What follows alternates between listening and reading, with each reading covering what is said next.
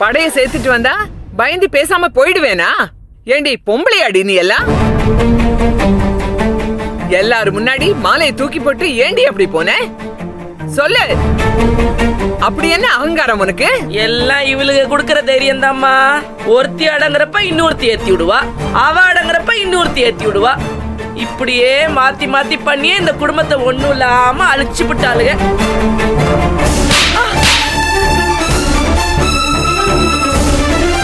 மரியாதையா மூட்டை முடிச்செல்லாம் எடுத்துக்கிட்டு கிளம்பிக்கிட்டே இரு. போடி போடி. இன்னும் ஒரு நிமிஷம் இங்க நின்னா நானே உன்னை கொண்டு ஜெயிலுக்கு போயிருவேன். போடி போடி வெல்ல. நந்தினி,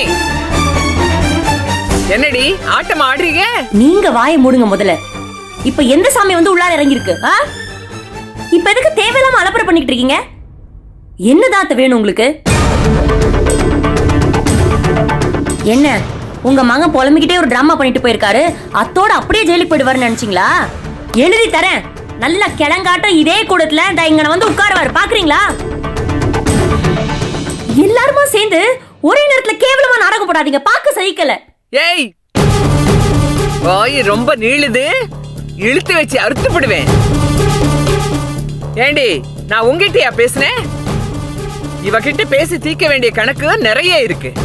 இவகிட்ட தான் நான் பேசிக்கிட்டு இருக்கேன், உங்ககிட்ட ஒண்ணும் பேசல. என்ன பேச போறீங்க? என்ன பேசணும் உங்களுக்கு? இப்ப ஏன் ஈஸ்வரி இப்படி செஞ்சுட்டேன்னு, ஏன் ஈஸ்வரி இப்படி செஞ்சுட்டேன்னு கத்த போறீங்க? சாதாரண மனநிலையிலே இருக்க முடியாது உங்களால. சரி, இப்ப உங்களுக்கு என்ன கேட்கணும், என்ன பேசணும், என்ன வந்துச்சு உங்களுக்கு?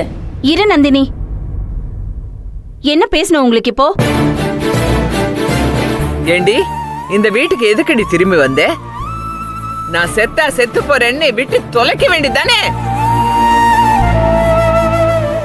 எதுக்கடி வந்த?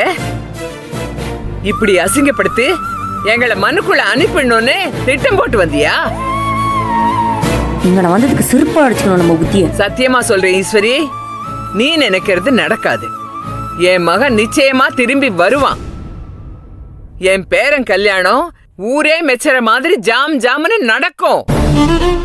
அதுல குழப்பம் பண்ணுன்னு நீ நினைச்ச, நானே உன்னை உண்டு இல்லைன்னு ஆக்கிடுவேன்.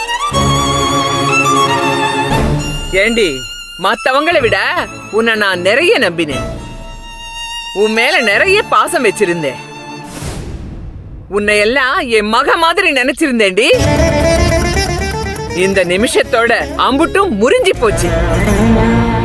இந்த வீட்ல நீ புள்ளைகளுக்கு ஆத்தா, அம்புட்டுதான். மத்தபடி இந்த வீட்டுக்கும் இந்த குடும்பத்துக்கும் உனக்கும் எந்த சம்பந்தமும் கிடையாது. எல்லாம் அருந்து போச்சு. என் மூத்த மருமக செத்துட்டா. நான் மகளா நினைச்ச ஈஸ்வரி செத்துட்டா.